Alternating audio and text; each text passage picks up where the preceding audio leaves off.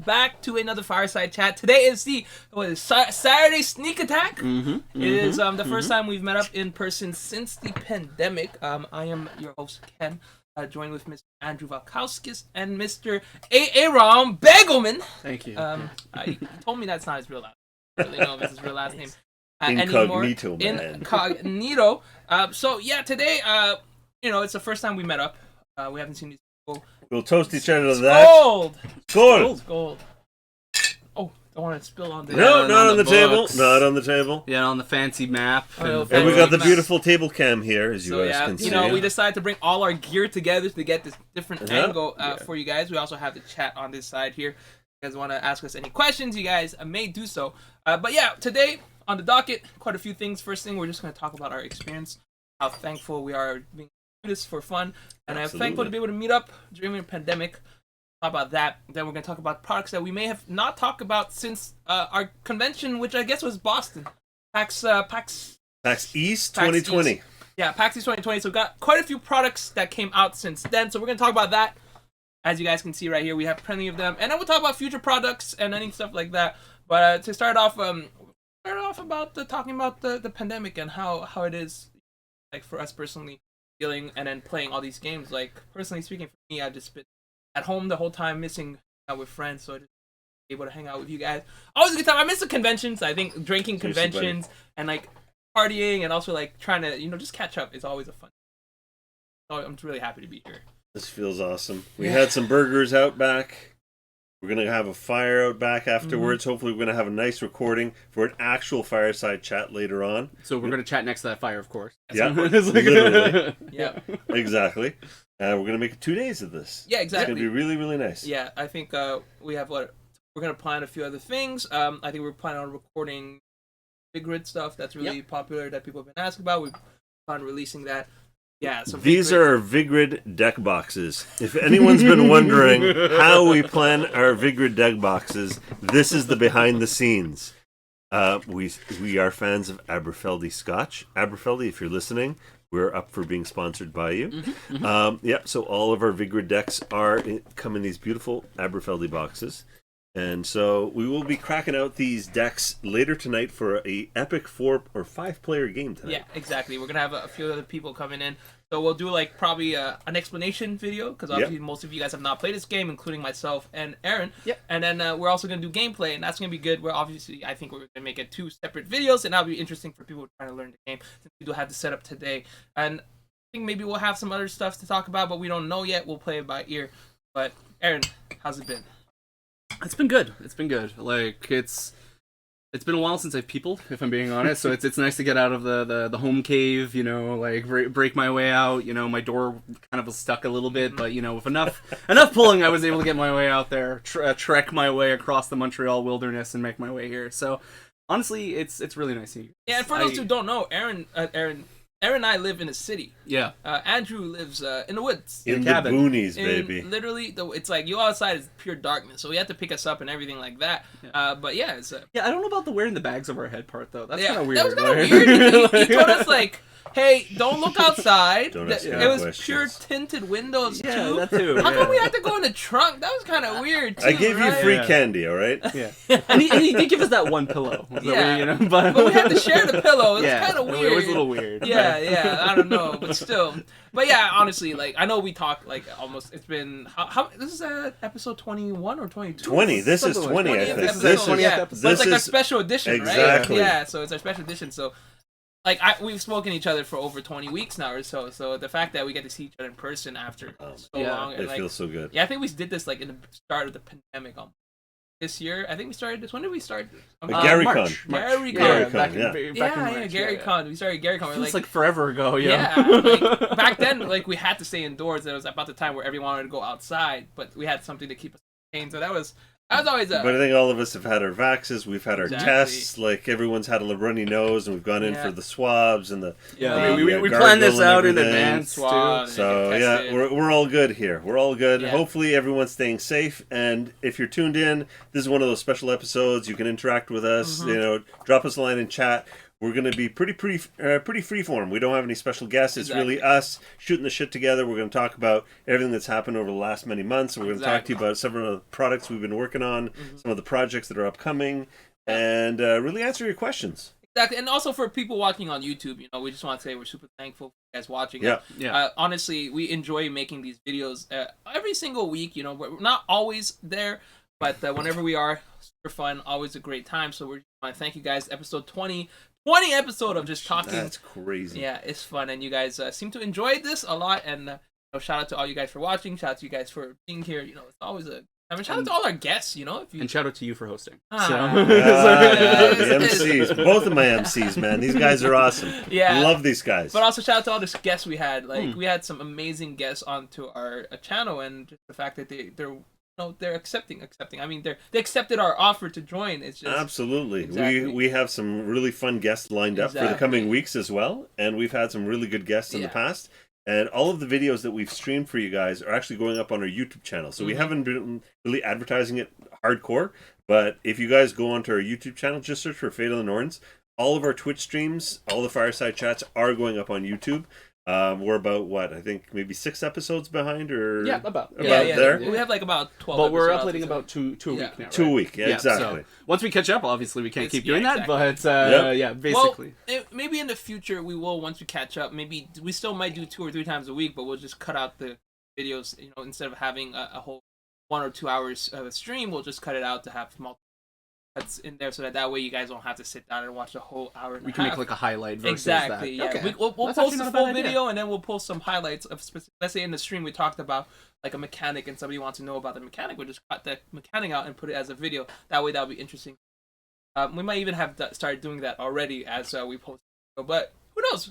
That's a good idea. Yeah, we I like to play with it. It's not always about us, about what we want to do. Sometimes it's for the viewers, and sometimes the viewers just want to learn about specific things, and we're like, let's just show you guys specific things, right? So, and also if this does well enough, if you guys enjoy this as much, we might do this more often. Maybe not once a month, maybe every 2 months or so. Up in person. Absolutely. Record a video. Schedule willing. Scheduling. And also it's kind of tough when in the winter though. My barbecue is running all year round now. I've got that nice little shelter on my barbecue. Yeah. I'm ready to barbecue for you guys anytime. I mean, I'm personally done. And I have fires, like big bonfires in the winter as well. So. I mean, you can't feel the winter if the fire's big enough, right? Yeah, but wait, he said he was going to get a hot tub, so like we can get a hot tub. Yeah, exactly. Yeah, Then we can do a hot tub stream. Yeah, exactly. Who wants to see a hot tub stream with some Vikings? I mean, they definitely want to see all 3 of our shirtless, of of course. Well, I have no hair on my shirt because I made So it, for every sub, a button comes down. I think Andrew might have like enough hair, chest hair for all of us. Yeah, he shaved yesterday and he's got a full beard on his face. Full vax. Yeah, but on that note, like we said, it's always happy to see each other. It's always been tough for most people, and like I said, when we started it was just a reason for us to talk. But and start seeing each other again. Like even though it's on Discord and stuff like that. And we posted a couple on Facebook, and it was really fun to see Alexandre and Leonard chime in when they saw that video post. They're like, let us join. Yeah. So we should definitely get some of the old crowd in and like catch up with them, see what's going on with them. And they used to be part of the streams and the videos that we used to do. Well, and we had a blast with them. Leonard and Alex were one of the originals in our videos, and it's good. Obviously, we'll get them back in, and maybe we'll get them into IRL because they're also from Montreal, right? So if we have people, we're all locals here. Exactly. We'll maybe get them in. Here, hey, you might get another house for content, and we'll just get 5-6 people in the content hub, right? Who knows? That could be interesting. Have a Ragnarok event. We do. Now we can run games, right? Speaking of that, we'll see how the crypto pans out. We'll start a crypto channel. We're gonna start like also our own cryptocurrency, right? Exactly. Yeah. Ragnacoin. But that's with the NFTs. That's with the NFTs. Oh yeah, but that's part of the Vigrid chat. But that's for we're gonna get to time. That. Yeah, we're gonna get to that. But yeah, speaking of guests, next week we do have Justin. Good friend of the channel. I met him 3 years ago at PAX East. Yeah. So I was a huge fan of Doom Trooper, this card game / RPG from Europe, Germany. And I was walking by and I saw this like banner for Doom Trooper on one of the booths. And I just did like a double triple take. And I'm like, Doom Trooper? I haven't seen that name in like forever. And I went over and there's Justin like with his like little laptop. He's got this like really rough alpha that he's trying to put together, and he's got some pins that he's trying to raise money with. And I was like, wow, this looks awesome. Like, I'm totally in. Give me the elevator pitch. And he told me he's bringing back the CCG from years gone. He looked at all the mistakes that drove the CCG into the ground, and he's correcting them. And now, if you guys check out Doom Trooper, it's on Steam. You guys can like sign up right now for an account. And we've got him as our guest next week on Tuesday, and he's going to give us the lowdown on his digital card game, and it looks amazing, amazing. Yeah, I've known him as long as Andrew's known him, and I looked at his stuff. They're fantastic. I played it. It's really good. So, but we'll get to talk more about it on Tuesday. Yeah. But we also plan on doing some live games on the channel, right? That's gonna be. Yeah, that's something we're working on. I'm not going to talk exactly about who and what, but previous guests. Basically, we're looking at maybe having a little something with some previous guests, and we're hoping to run some games and maybe go through some of the adventures we've actually done previously in some of our books, just to kind of give you guys a feel for what a saga would be like when you're playing Fate of the Norns, Ragnar. Yeah, we've got a lot of requests for games, especially just running Fate of the Norns or anything. Not just Fate of the Norns, but just like games in general, right? Yeah, that's been going on for quite some time. People have been asking, can we stream some games? And I've always been reticent because it's always been beta and alpha content. I'm always in this mindset of no one wants to see us talk about, we're playing a game and then we kind of grind to a halt and we're like, okay, we got to talk about this power. It's like unbalanced. The numbers aren't working out. Let's look at the numbers. And we devolve for like half an hour just talking about like the mechanics. Half an hour. Exactly. And I'm like, would anyone want to be interested in this? And there were a lot of people that were just surprised me. They were saying they'd be interested in it. But now that we've kind of got Children of Eriu out the door after Celtic Cyclopedia, we could actually run like a smooth campaign of just, all the content that's already out with no hiccups. Like there's no beta testing, there's no alpha testing. We're just running a game.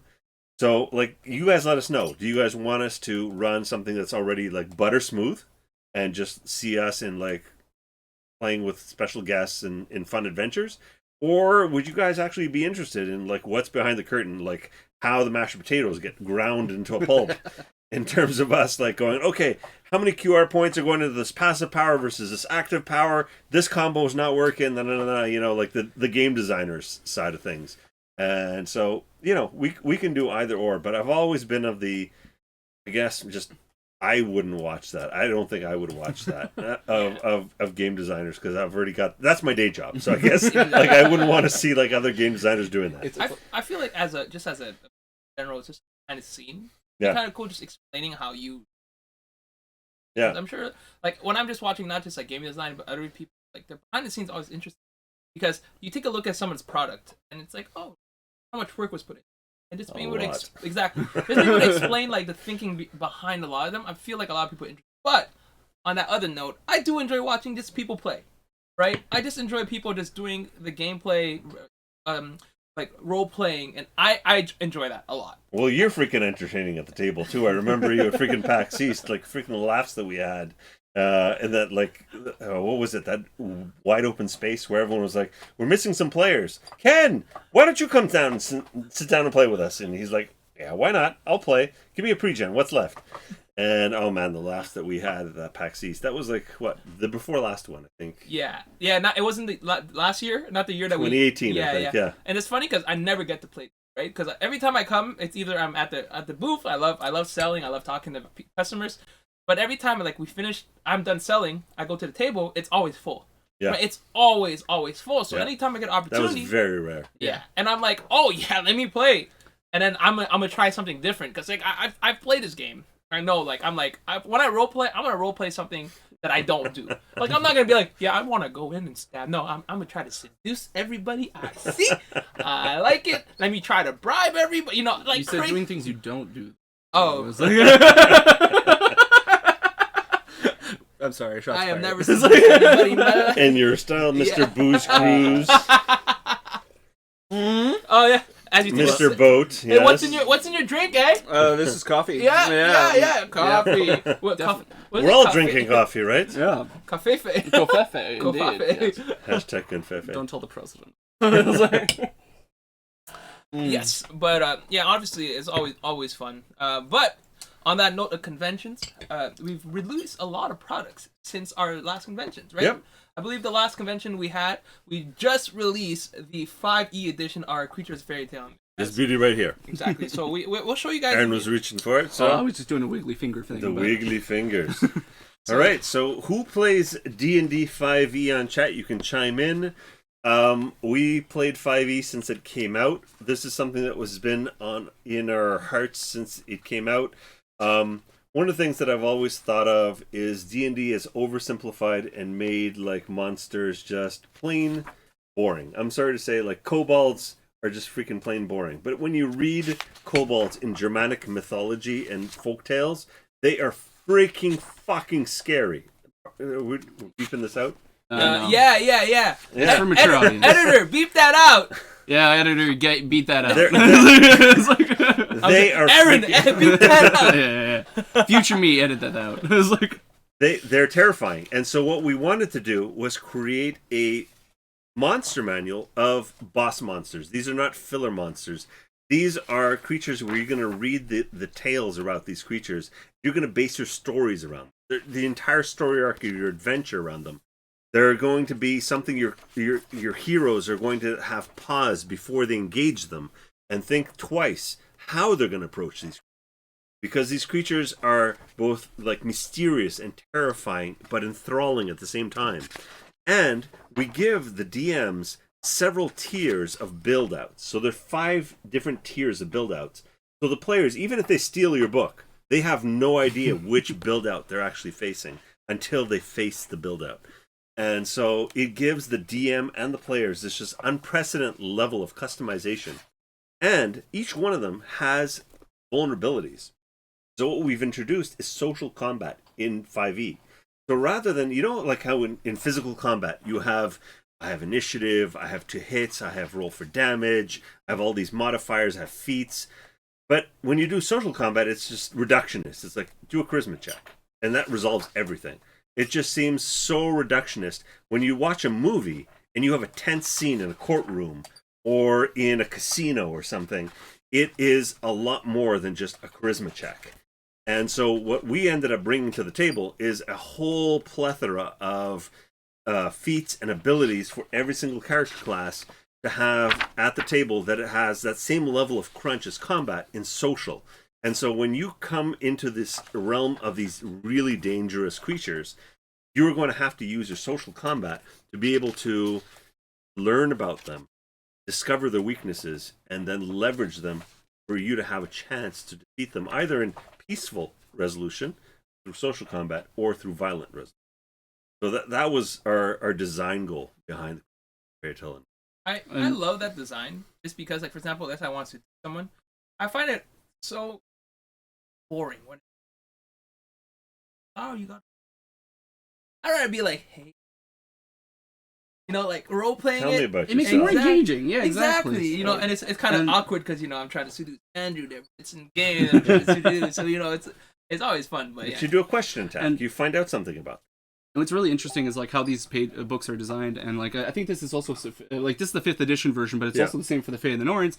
We talk about the environment they're from. Here's their vulnerabilities. Here's some of their habits that they would do in those environments. We have essentially ideas for quests that you could have with them.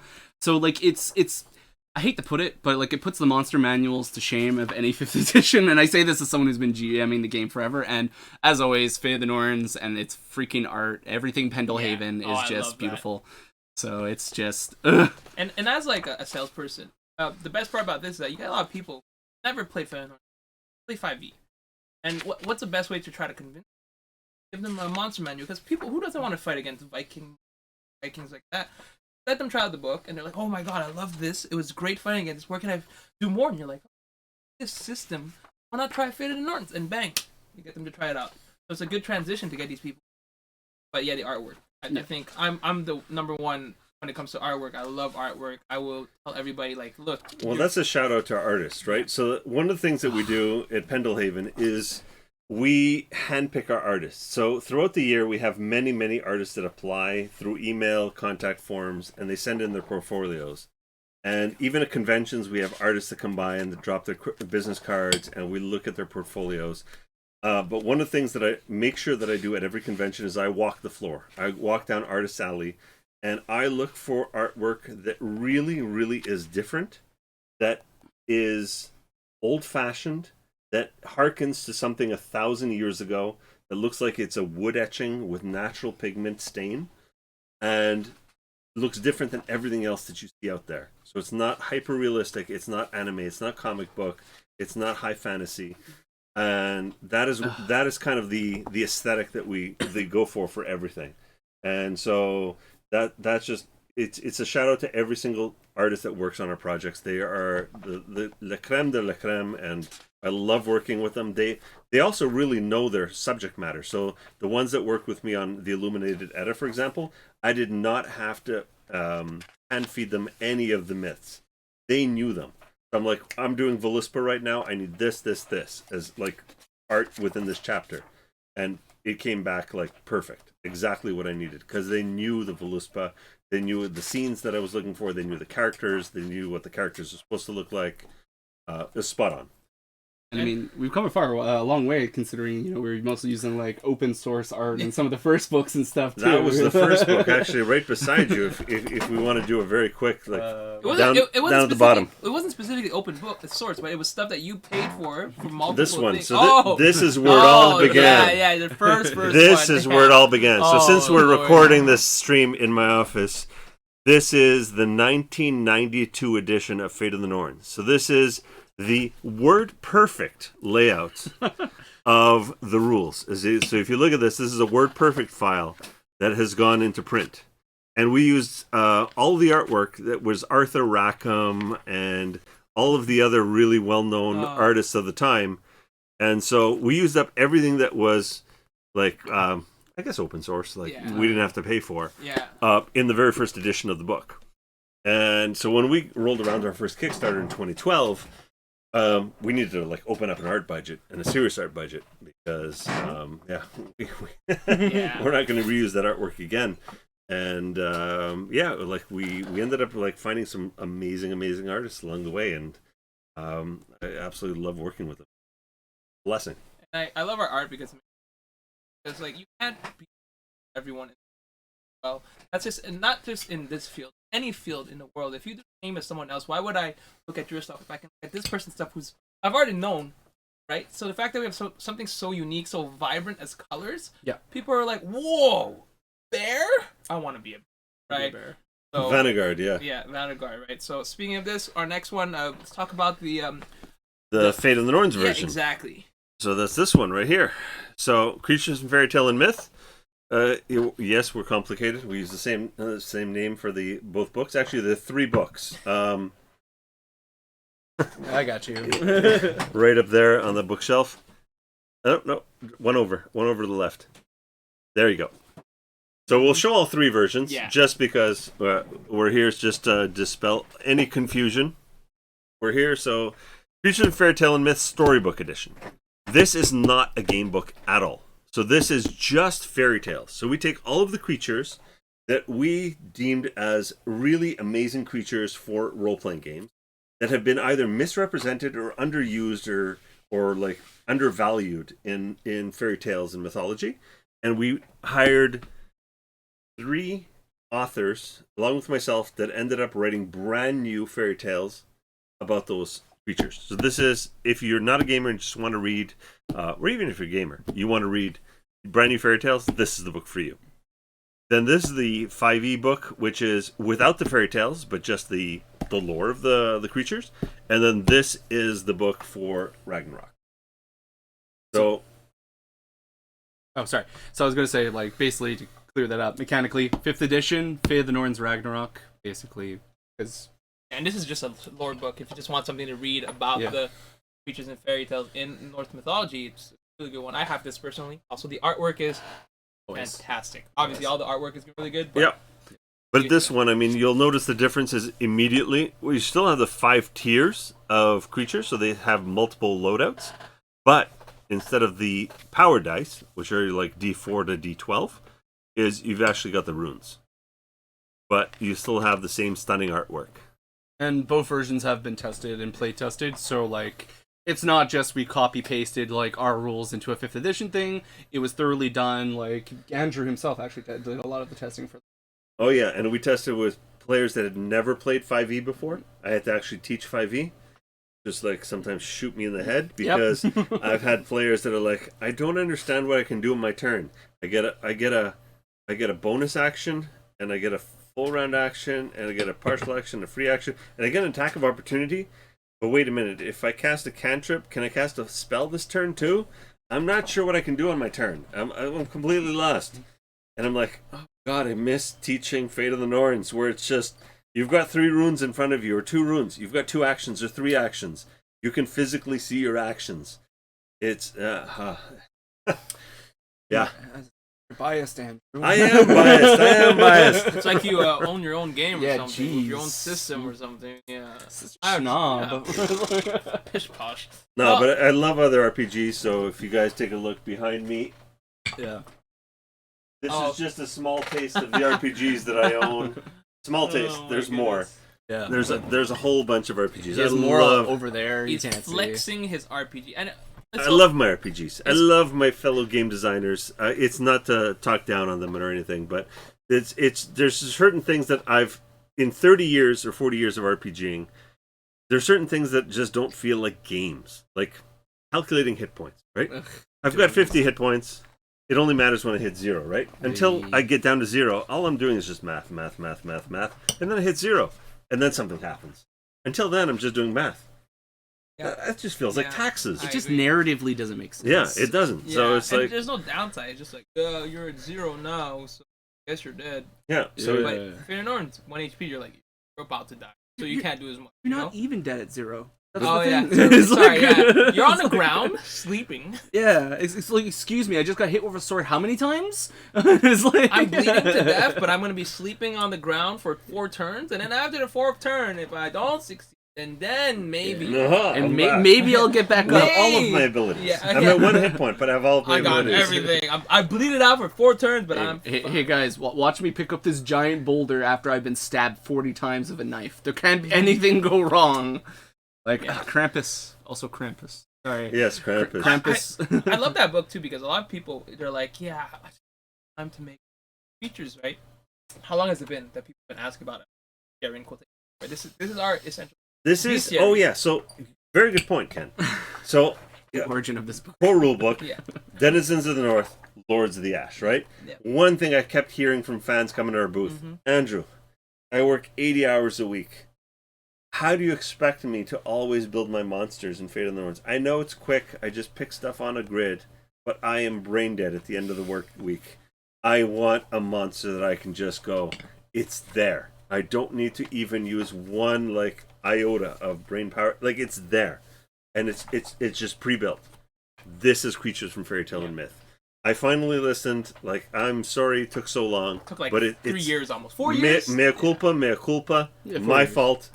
But it's out. This is the 0 prep monster manual for Fate of the Norns. And it was worth the wait. It was worth the wait. 100%. Great art, great lore, as well as the whatever you want to. Yeah, it's 0 prep. You flip. It's pre-built for you. There's absolutely nothing to customize. You've got your pre-customized columns for you. Away you go. Yeah, and the fact that we've done so much stuff we've worked so hard on this, and we ran out of. So what is the next step to this? What is our next book? I don't know if we ran out of ideas, but what are ideas? It's more we ran out of geography. We're out of land to work with. We ran out of land. So what was the next logical step? Make my own island. We went west. Absolutely. Westward. Oh, that's a really nice piece. So this is actually a shout out to Kevin Nichols, a dear friend of mine who passed away way too early. He is one of the artists that worked on Lords of the Ash and the Illuminated Edda, and cancer took him away way too early. Very, very talented artist. His family's still selling a lot of his artwork, so if you go and support the family, you can pick up Kevin Nichols' artwork. Unbelievable stuff. Really, really A1 guy. Same. Yeah, second printing of Lords of the Ash was dedicated to Kevin. Prefaces dedicated to him. He was a great artist, so passed too early. Made some fantastic. You guys want to show support? We'll link it down below, right? In the YouTube. Yeah. You guys want to buy some of his stuff? For sure. But yeah, we were talking about Celtic stuff, stuff. Yeah, so we went westward. Do we have a book? And we had a Kickstarter. And the Kickstarter was for 2 books and a deck of cards. Yeah, the tarot cards. Do you know I got my my tarot read when I went to Halifax? And? Yeah, it was telling me that I focus a lot on my work. Do you now? Oh, wow. Are you a workaholic? I don't know. Was I editing my video literally while we were talking about it? So yeah, it was quite interesting. My friend, however, it was spot on. He was like, "Yeah, you're doing this, and you're dealing with it. And she's dealing with them right now." So Oh, yeah. it's pretty interesting. For me, it was only accurate to the fact that she was only talking about my work, which is hilarious because the only thing I do now is work. So yeah, it was pretty good. But yeah, having these tarot cards, it's really nice. You can explain it. Yeah, It's a absolutely. uniqueness to So it, right? let's start with the tarot cards because Aaron's got them like laid out beautifully in front of the overhead cam. So again, beautifully illustrated by our artist Julianne. So she has illustrated a high arcana and our usual 5 suits? 7. 7 suits. We'll confirm that with you with subtitles. Yeah, right, I've editor? had a lot of coffee Yes. tonight. It's 80 cards, and so basically what's happened is we've got the suits, we've got numbers, we've got the ogams, and we have the arcanas basically based, or the suits based on the numerical values of the ogams. So rather than follow the traditional tarot set, we really had the Celtic runes drive this tarot deck, because, well, I mean, it's a Celtic tarot, and we're not going to shortchange the fact that it's Celtic before tarot. And so this is going to be used not only for mechanics for later games, but it can also be used for divination, which is coming soon. We've released diviner books for our runes in the past. There's going to be one that's coming out with Odin's Path. That is, as a little spoiler, it's metal runes. The metal runes, yeah. It's really popular. There's a divination book inside. Yep. Yeah. I'm actually excited for that because we used to sell metal runes in a little pouch, and I knew this was coming already. The fact that our wood runes came into a box, and this is a nice one, and it includes a diviner. Diviner value-wise are $10, $15, and you got $20, I think, right? Yeah. So getting that included into your metal runes, not only do you get beautiful metal runes, you get a nice book that you can also use with the tarot cards. Can you actually use the tarot cards for the Fate of Norn games, or is that just... That's coming. That's okay, coming. not so yet, though. After the Children of Ariu, we have another book that's coming out, which is The Green Man's Crown. Yeah. That's in Children the of works. Ariu is another Kickstarter that we're working on, right? Is The that Children of Ariu is coming out right now. Okay. Like, it's at the printers. Okay, yeah. And the book is hopefully going to be printed very shortly. We had a little print error with the first print proof. Okay. And so we hope that's going to be corrected and we can get the print proof sent and send us out to backers. Then we can launch the next Kickstarter, which is the Viking Anthology. We'll talk about our future products since we're still talking about our current products. Yeah. So, Celtic Cyclopedia, thank you for keeping me on the rails because I've had a lot of coffee. Don't worry about it. The cafefe. The confefe. Cafefe. Oh, I need a refill soon. Yeah, eventually. What do you mean eventually? Cafefe. Yeah. So Celtic Cyclopedia. So we followed the pattern of what we had done with Children of Ariu. Yeah. Creatures of Fairy Tale and Myth. Which is, I was like, wait, let's release a book just for people who love lore. Mm-hmm. They don't necessarily need to be gamers. So the Celtic Cyclopedia covers the places, people, saints, monsters, stories of the Celtic peoples in the 10th century, but everything seriously from the 7th, 6th maybe even, 6th to 10th century of the Celtic kingdoms. So we're talking about, and this is covering everything. So we're talking about Eire, which is Ireland, Alba, which is Scotland, Manx, Isle of Man, Wales, Himru. I'm sure Michelle is just probably on chat. She's like, "You are butchering these words." Cornwall. Yeah. I'm not even gonna. hazard a guess on how to pronounce that one, and then Brittany in northwestern France. And so those are the 6 kingdoms, the Celtic kingdoms that we know academically today that have preserved the pre-Roman people's belief systems, I guess the best. And they're all kind of like a little bit distinct, but they have a lot of commonalities, which are very interesting. And so we've displayed them within the Celtic Cyclopedia. Now, what we've done with the Children of Veru is we've done a deep dive into Ireland.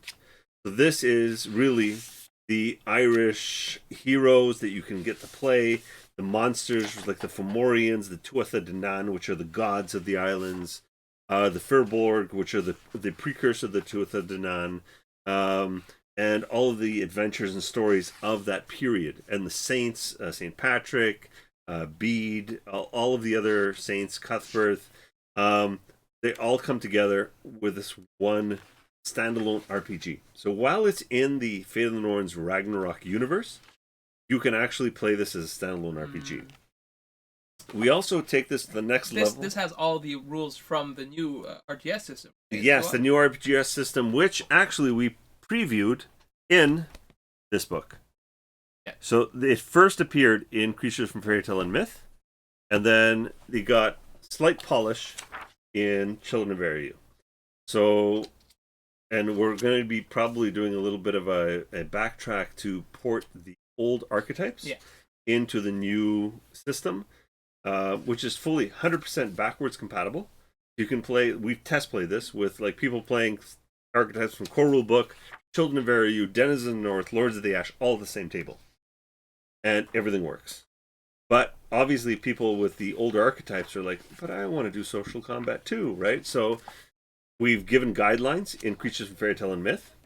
And what we want to do is create probably a free PDF. This is what we're working on right now.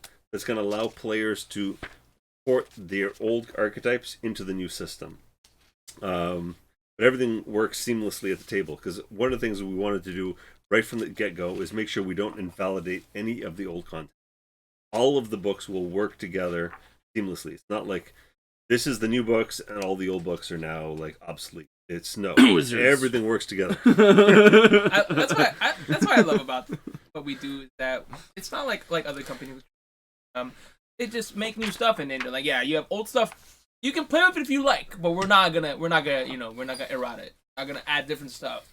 So that's great. I love the fact that we're doing that. I love the fact that we expanded. Right, obviously in Norse mythology, it's not just the Viking. You said they pillage, but they also like to travel all around the world. They literally went all the way to almost the Americas. I mean, they've been here. Yeah. They came to America, so we can maybe expand on that. But with that, and speaking of products in the future, we can go back to our Kickstarters and talking about stuff, because we talked about Children of Veru and Veru being a fantastic product. Tell us a little more about Children, and we'll talk about the So the Children of Veru has what you would say as everything you need to play the game. So it's a standalone book. It has everything you need for the Norn, which is the GM, everything you need for the players, and we have a sister book that's going to be coming out soon afterwards, which is The Green Man's Crown. We already have the cover made for it, everything. I don't know if we're going to kickstart it, because I think we want more art for it. We might want to open up an art budget for it. But we do have a lot of content that came from the Celtic Cyclopedia, that's going to fill the lore section, but we do need to test some of the mechanics of the new archetypes that we want to bring in that are for the British Isles and Brittany, right?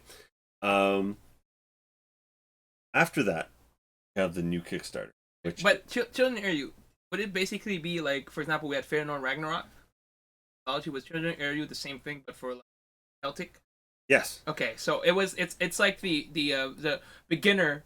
Not the beginner, but the... So picture Children of Veru as, I guess, the core rulebook. Yeah, for Celtic. For Celtic. And then the next one would be like Denizen of the North. No. So the Green Man's Crown, picture this as the core rulebook for Celtic. Okay. So it will be both books. You could start at any one of those two books. Okay. They will have the rules, but they will cover two different geographies. Okay. Two different types of archetypes and stories and geographies. So it'd be like it's like the different sections. Yeah. Basically. Exactly. That's really smart. So it'd be like 1A and 1B. I have to right? give a shout out to Ed Greenwood for this. So I asked Ed after I released Lords of the Ash, and I said, Ed, I'm in a situation now with Fate of the Norns where I've got a core rule book, I've released 2 big book expansions, I've got a whole bunch of sagas coming out, and I go, I'm having trouble balancing, like, how many core rule books do we bring to shows? People are buying core rule books, they need to get expansions. How do we balance, like, inventory? Distributors are asking, how much do we order of your core rule book versus ancillary products, especially the big books? I go, how do you get players getting into your high fantasy and Lords of the Ash, historical and Denizens of the North, or core rule book, which is your all-around good mix? And he goes, simple. He's like, he didn't even skip a beat. He's like, simple. Print your rules in all the books. And I was like, Genius. I'm like, Ed, where were you 2 books ago? Yeah. Seriously. Somewhere in Canada. Yeah. I love that. It's like the book is like 1A, 1B, and then we make a third one 1C. You can play any of these books. You don't need any of them. But that's what we're going to be doing with the whole Celtic I line. love that. So it's going to be Children of Ariu, The Green Man's Crown. You can start either of them. You're going to have everything you need to play. It's self-contained in those books. And if we have a third book in the Celtic series, you can start in that third book. Hey, as a salesman, that's perfect. Because whenever I would go to conventions and we had only the expansions, right? We only had Denizens. We only had Lords of the Ash? Lord of the Ash. I don't know. You just said it. I'm not saying it's impossible to sell. I've done it. But it is near damn impossible to try to sell them without the core rule book, because you go, hey, you want to buy this expansion book? Do you have the main book? No. But, like, it's cool, right? But now that you'd be like, you want to buy this expansion book, it's actually... It's not an expansion book. You tell them it's not an expansion book, technically. It's its own book. It has all the... standalone RPG. And they're going to be like, oh, yeah, I'm down. Right out, right? So it's always an interesting time. So that's actually super excited about that, especially as a person. But moving on to our next Kickstarter is anthology, right? It's a big box set of a lot of books, right? Oh yeah. He's so excited. I can tell. I am so excited. I wanted to launch this in March. Good. Oh my god, I wanted to launch this in March. Good. And there were so many things behind the scenes that were not working. Like, we needed to get Children of Ariu out, and there were so many cogs and sticks in the cogs, and I'm not gonna get into it, but like delay that was happening. And one of the things that is a golden rule for me is I will not launch a Kickstarter unless I've delivered my previous Kickstarter. That is just... You're not here to swindle people. It's Yeah, as simple as like, that. I deliver a project. I ask for your pledge for my next project. I'm not going to have a bunch of parallel projects, and even though I have parallel teams, like I do have different people that work on different projects. Like when I have editors that work on different novels, or I have game designers that work on different adventures or core book or whatnot. Even then, it's whatever's forward facing that matters. It's perception of, whoever the fan base is. That's the most important. And so for me, I need to make sure that we end up being in the situation where the print proof is approved. And I'm like, at this point, I'm like, okay, the rest is just going to logistics. We're shipping out these books to our backers, and now we can launch this Kickstarter. That's where we're at right now. We're almost there. Like, we're the 11th hour of the 11th hour of the 11th hour. Hopefully we can get this print proof thing figured out, which we will. I have no doubt about it. And then Mega Viking. It's gonna be glorious. Glorious. I was singing this song, whatever, it's fine. It was like a DCMA now. But yeah, but we don't want to spoil too much because we haven't really announced the list of participating. So one of the things is, right? yeah, we have. Oh, we've announced it? We have. I thought it was part of a Kickstarter. Oh, it was. We have. We had all the guests on, Oh, too. it's true, Every it's single true. one of the Time participants have been on the Yeah, Fireside Chat. I forgot that it was part of the goal for the book that we were going to release. But yeah, it's true. And we even talked to Jason Yeah, Anarchy, yeah, we're yeah. gonna pre-release hopefully the Kickstarter page to our fans so they Yeah. can give us feedback Yeah. before we launch the Kickstarter. They've been saying we should do this. This is good practice. That's exciting because we have a lot of good authors on this. Amazing. So let's start. Ed Greenwood, Of course. top of the list. Like, if I wanted to have someone create a box set for a city, Yeah. And if you don't know who Ed Greenwood is, Forgotten Realms. he is the great grandpappy, as I like to say, of the Forgotten Realms. We've also had him, we've had him on the channel, so you can click up here. Yeah, exactly. It's gonna link our there. last or it's over there actually, to be honest. I Yeah, don't it's know actually exactly. it's over by Over me. there? Yeah, it's somewhere over It's there. probably over that way. Whoever's editing this video is gonna have a really hard time popping it up over whoever's No. fingers. There's a card. He can just Whoever. He's just gonna put a card at the timestamp of 4:46 minutes. Up there. Over the space. Yeah, it's right here. Yeah, And- that video was a good one. That was a good interview. Yeah, it was. So he's doing Athcliath, which is Dublin. And it is such a fascinating city at this time. So it is 927 AD, or 930, or 935, somewhere around that period, circa 930. And so you think about this. You are in Dublin in this period. The Vikings have invaded. 10 years ago, so around 920, the Celtic four kingdoms and their high king decide to get together and challenge the Viking invasion that hit Dublin. They lose. The Vikings are now victorious, but they do not have enough manpower to spread out over the kingdoms. So they now just have like cronies that are in all the kingdoms excising attacks over all these kingdoms, but they have a very loose control over them. Then you have all the Christian kings and queens that are monasteries, and they are at odds with the Vikings. They've already kind of like made peace with all of the Celts region for hundreds of years. And now you have Ragnarok.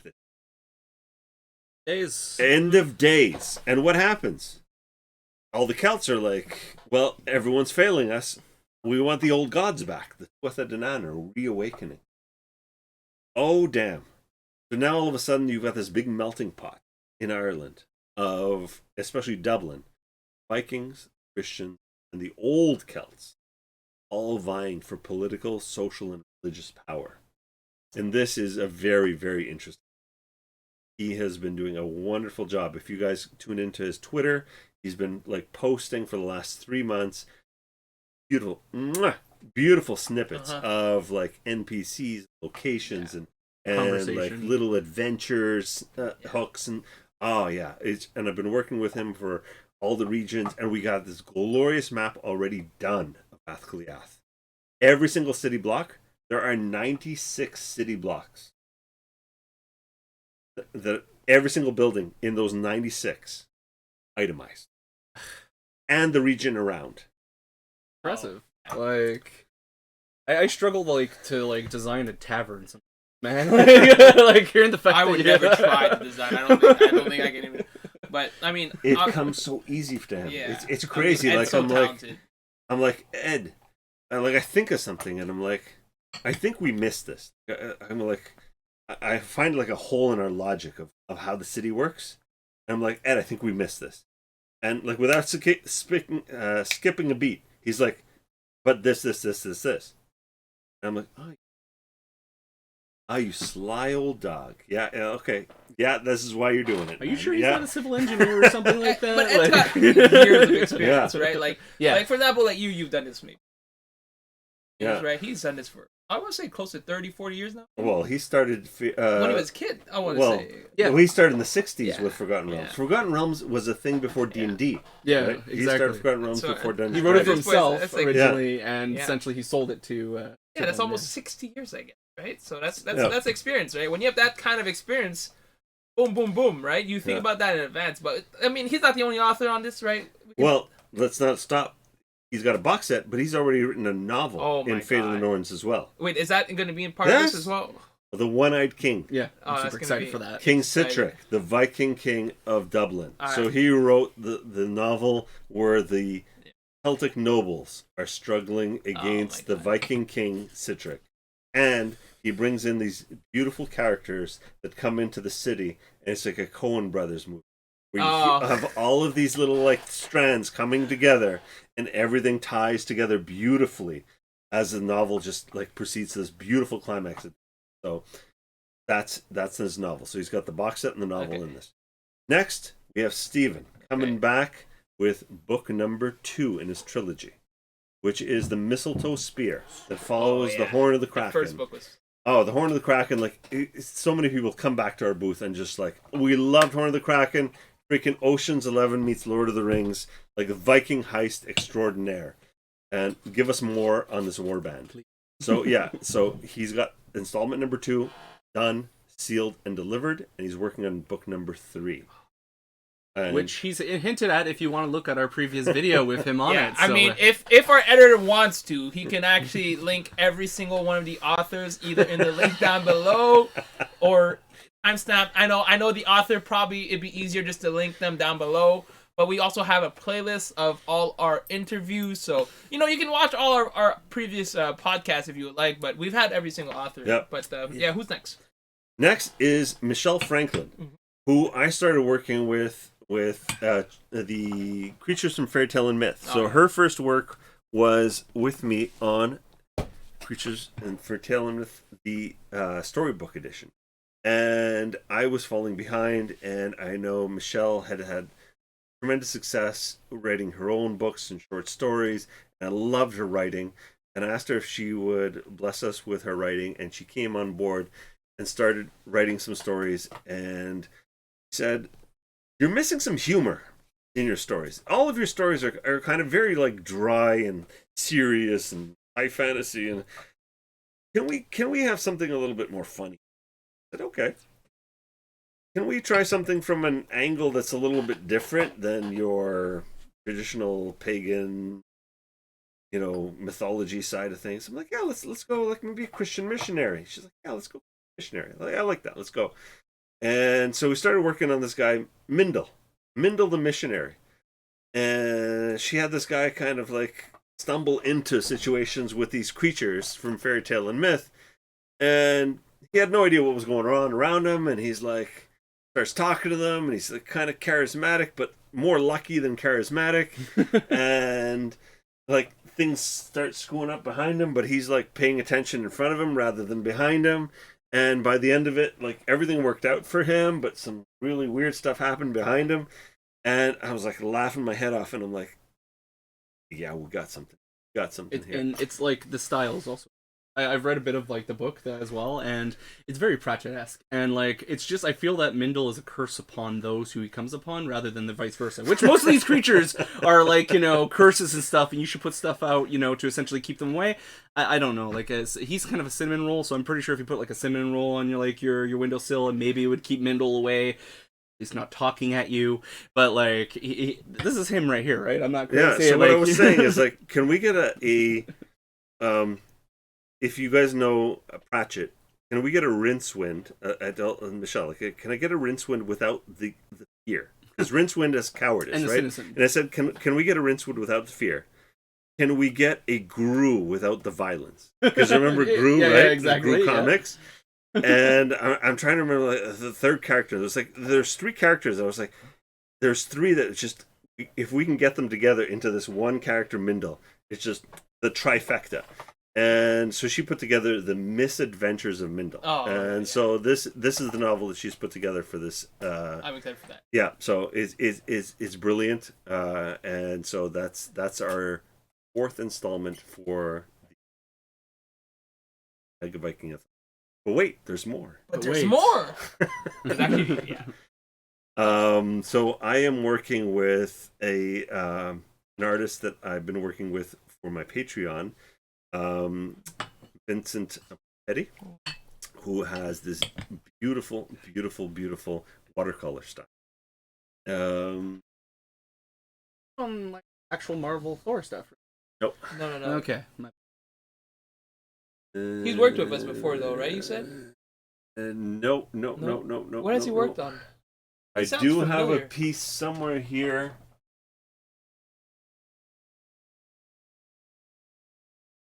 There we go. Here we go. This is Vincent Pompetti right here. Oh. So bright in here. But what is he known for his work? Because the name sounds so familiar. Yeah. He's released a bunch of stuff. So he's an older gentleman out of France. Okay. And he's done a ton of graphic novels. And so this is something out of Lord of the Rings. and he can knock this stuff out like in no time. This is It's beautiful. and you guys will see the cover he did for Vergesa the Firewolf, which is my beloved character that I created in Denizens of the North. She's one of our characters that transcends many of the story arcs in Fate of the Norns. She appears in some of the story arcs in some of the adventures, and she will appear in many more adventures in One day. Oh, Shadow. and That will. I mean, you keep saying that's gonna release, but I don't feel like that's gonna ever release. You No. just keep No, no, lying. no. Never. It will release. never released. It will release. It might take years. I mean, we have other projects that we can talk about. But was there any other author you wanted to mention part of this? This Yes. mega anthology. So I'm working on Vergesa the Firewolf, Okay. the saga of Vergesa the Firewolf. Of Vincent Wait, you're gonna have Pompetti. your own stuff in there too? That's mine. So I'm writing and he's illustrating. So that's one of my two. And two of my two is I'm doing Erbiga Saga with Jonathan Borello. And Erbiga Saga is one of the funniest sagas ever written. Part of the Icelandic Sagas series. And it is one of those that if you read the academic translation, you're like, I see the funny, but like the academic part is just like it's bringing it down. It's like there's an anchor there. It's like, You're like, can I get the diamond out of the rough, please? Like, can we get rid of the rough? Right? Yeah, like a lot of rough. Like there's that rough, right? And so that is our goal: is we want to take the rough off of this diamond and produce these Viking sagas from the Icelandic tradition and the heroic sagas maybe from the Norse tradition future, and produce them as graphic novels. And he has this like really comical, hilarious style that he doesn't even need words for some of his comic strips. One of my favorites from him is of a skull that just there's like 45 panels of the life of a skull. And I posted this on Facebook and I said everyone has to see this because it doesn't have a word in it, and it's just it's brilliant. Yeah. And so we've also had him on the channel. Yeah, we had Jonathan. And, box over his face. Yeah. And so he's going to be working with me to deliver Erbigas. And so that's 1, 2, 3, 4, 5, 6. Yeah. 6 deliverables before stretch goals. Oh, and then we get stretch goals. Ooh. Yeah, by the time this video releases, we might have started a Kickstarter. Fingers crossed. If it is, we'll have it down the link down below. Let's talk about some of the other future projects, briefly, because one of them, talking about our new card game coming out soon. Not coming out soon. That we have a card game? Card game. Hexagon. We have a card game? Yeah. Card game. No one told me about a card game. Okay, then what are those? What are these? Oh yeah, sorry, it's a drinking game. Yeah, we'll talk about that's a different game. We actually do have a drinking game, but we'll talk about that. That's also a card game. So we'll talk a little bit about this because we're gonna have 2 full videos about this game. Yeah, we're playing that tonight. Yeah, exactly. By the fire. Exactly. Yeah. Well, so not in the fire, but like Not in the fire? No. I thought it was part of the whole thing. But yeah, this is a super fun, interesting one. I'm excited for that. I mean, we can talk a little bit about it. Maybe not too much because Chat, what do you guys want us to talk about? Which card game? We have Ragnarshots and we have Vigrid. I mean, Ragnarshot's a drinking game more than a card game, but Vigrid is obviously the one I think we don't have to talk too much about it because we're gonna have 2 videos about it. But That's true. So we don't want to spoil too much about it. But You need a refill? well, I mean, here you go. You can refill that. Yeah, if you guys want to sponsor us, just letting you guys know. But like I mentioned, we're not gonna talk too much about Vigrid. We're gonna have a video about it. That's gonna be hopefully it will be the Kickstarter after the anthology. We'll see. We're still testing it. It really comes down to the fans, the distributors, and the stores. Exactly. Like, what do I hear from the people that want to get our products? Yeah. That really reorders the entire roadmap. And Vigrid was a complete surprise because as anyone who is in the space that designs collectible card games or living card games, it is a lot of work. It is. And I was shocked because It's a monumental amount. I was shocked because I was almost certain that this would be far behind our roadmap because we talked about it, but we had so much issues. this, but as we worked towards it, became more and more realistic, which shocked me because our next stuff, board game, is what I thought we'd release as soon as possible. Chronicle of Kings. You guys will see underneath all these books, there's a wonderful mat, which is going to be a board game. But obviously, I think with COVID, the hardest part with this is that we didn't have the opportunity to test it as much as we would like, because a lot of time our testing would be going to the conventions to test it out.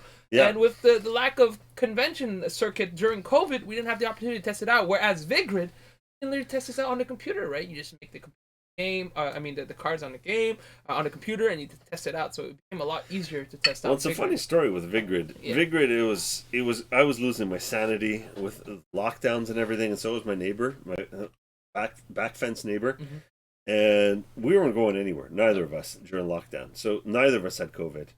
And like in Quebec, we had strict lockdowns. Like you could not leave your house. It was a martial law. Yeah.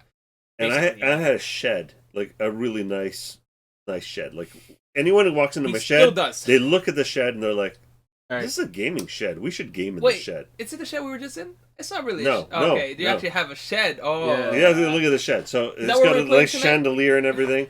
And so we walked in there and we're like, "We got to play in the shed. Like we can't go into each other's house, right? Because of the lockdown and everything."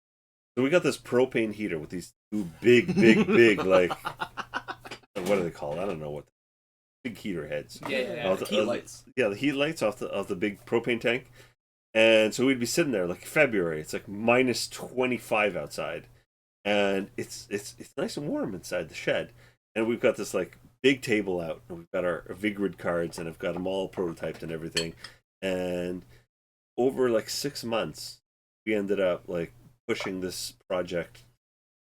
I don't know, like more than we had in the last years. Yeah.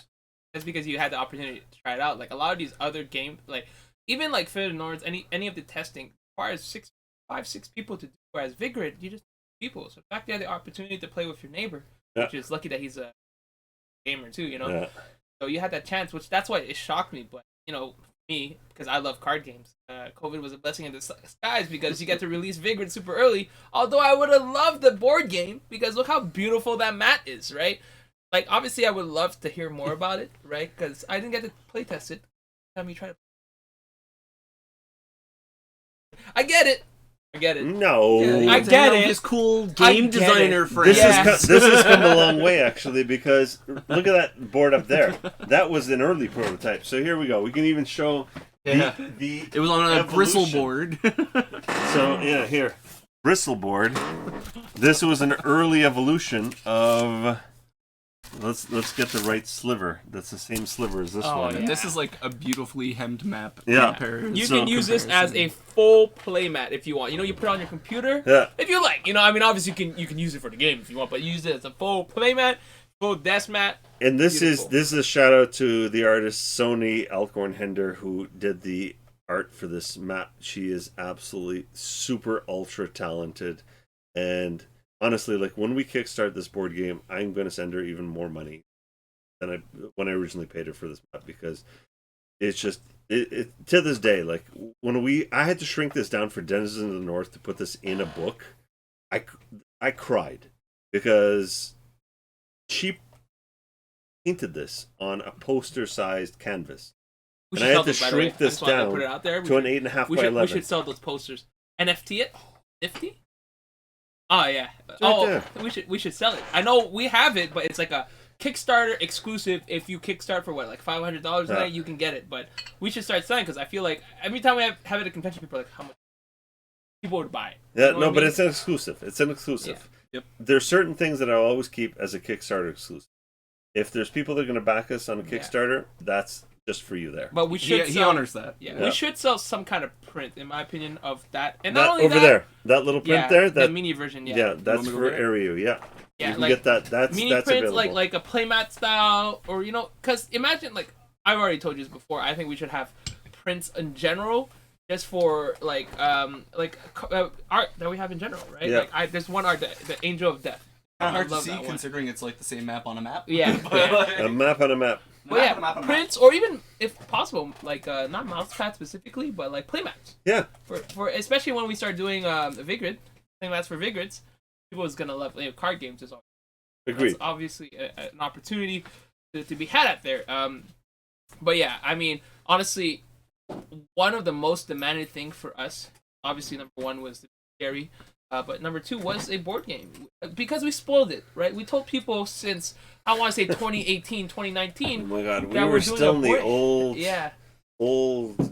Game Vault. The first Yeah. one or the Yeah, second one? that was the Queen Mary Yeah, Game Vault. yeah. Oh, And I Lord. remember Dan was like, when are you kickstarting this? I'm ready to order copies. Like, Yeah. is this kickstarting next week? Dan loves board games, so he'll buy any board game. I would tell Dan I'm making a Pokemon board game. I'm in. Like, when is it? I'm Exactly. making a Pokemon Monopoly. That probably exists. But like, Yeah, it does actually. But like, yeah, that's what the most people like at games. People at conventions, people would be like, "It's a board game."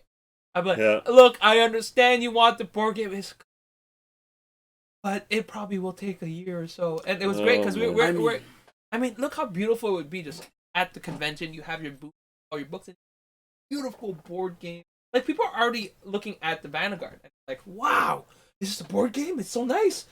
Oh, it's a storytelling, but I'll still buy. A collaborative Yeah. we're gonna need more storytelling tables, game. man. Yeah, we're gonna need double the booths. Well, at the one that we did at Fantasticon before is 3 tables. Yeah. Yeah. we need 4 tables. We need the.